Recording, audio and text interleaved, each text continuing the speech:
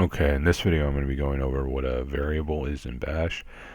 But before I do, I hope that some of you guys appreciate these videos and just how hard some of them are to make. Because this one was tough. This one was real tough. A Bash variable acts as a temporary storage for a string or number. Variables are named symbols that represent either string or numeric value. Temporary variables are temporary storage on RAM for data that is then used by the Bash shell. So, what the hell does that mean? What does that mean, right? A variable is a pointer address in computer memory that holds the data structure that exists as a piece of binary on RAM. Well, that's even worse. What are they talking about? That doesn't make any sense. So the way that I understand variables, the way that it finally clicked for me, is variables. So if you're listening to this video and you have no idea what a variable is, think of a variable like a cell in a spreadsheet. All right, it's kind of like that, kinda. What it's really like, okay, is it's like a note, taking a note, right? It's like it's a really weird, really fucked up way of taking a note, essentially. It's really strange, okay? For example, I could create test, okay? Open it up, test, save, exit, and now my note, test, right? It's there. All good, all fine. I could create a variable, okay? And I could call it test equals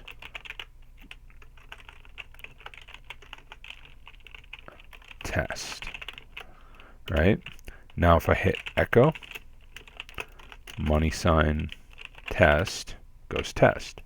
But I could also do goop equals test, okay?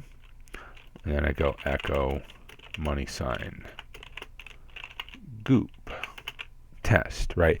So the way I understand it, and the way it might be helpful for you to understand it, is it's a really weird, really fucked up way of taking notes in the Bash shell.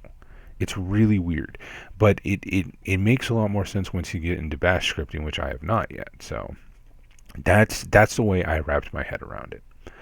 What is a data structure? A data structure for variables is just a piece of binary data that exists temporarily on RAM. Also, I want to highlight, when I made those, check this out. So if I go echo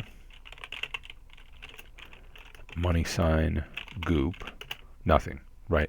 That's because the variable, when I shut down Bash, the variable goes away. It's not stored on the hard drive. It's only stored in RAM, right? So as soon as either the computer or the shell shuts down, then the variable no longer exists. What data can a variable contain? In Bash, a variable can either be a string or a list, but for practical purposes, it's just strings. However, you can take any kind of data file in cat and cat it in Bash and save the output as variable. That's correct. What happens to a variable when the shell shuts down? The variable is wiped from memory. If you make a variable in Bash and you shut the shell down, you need to make it again. How do you save a variable? Right? So let's say you wanted goop to equal test or whatever, I don't know. To save a variable for only your user, you need to edit it in your bash rc file in your home directory and add that variable to the end of the file. To save the variable for all users on your computer, you need to edit and add it to the etc environment text file. Are there restrictions on variables? Yes, you can only make a variable starting with a letter or an underscore, but not any number or special character. Variables are case sensitive, so GFG and capital GFG are going to be two different variables. Why do variables exist? Note-taking, variables exist so you don't need to open a text file every time you want to store small amounts of data. Use in commands, you can easily use them in commands. Shell information, variables provide runtime information about the shell, like what shell you are using, what directory, etc. Data management, with the help of variables, data is stored in particular memory addresses and then it can be accessed as well as modified when required, and in other words, the variables let you store, read, access, and manipulate data. Remembering stuff.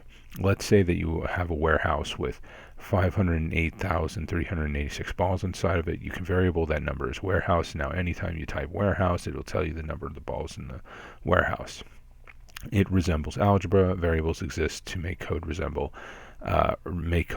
and resemble algebra, and are the foundation of data manipulation in general. Code reliability. They exist for code reliability as a part of a feature set for modernized programming language designed to replace the task of manually writing assembly code. To make programming more accessible, its purpose is to make programming more accessible and to manage more complex programs more easily. What happens without variables? And this is how important variables are. Without variables, you would not be able to store any data required, and it would be much harder to not only use Bash, but use any programming languages that use variables as well. Bash would be a far less powerful of a program. It would be much harder and much longer to perform any coding in Bash. So here's a question. What would happen if you needed a hammer and a nail without a hammer? You could use your shoe, you could use a book, but either way it would be much harder. That's how important variables are. Let's say you're writing code and you repeat the word phone 50 times all over your code. So you want to make a change to phone everywhere. So you want to do basically the find and replace function. Something like tablet instead of phone, you want tablet. If you didn't have a variable, you would have to do all that work manually. So that's how important variables are. Very important.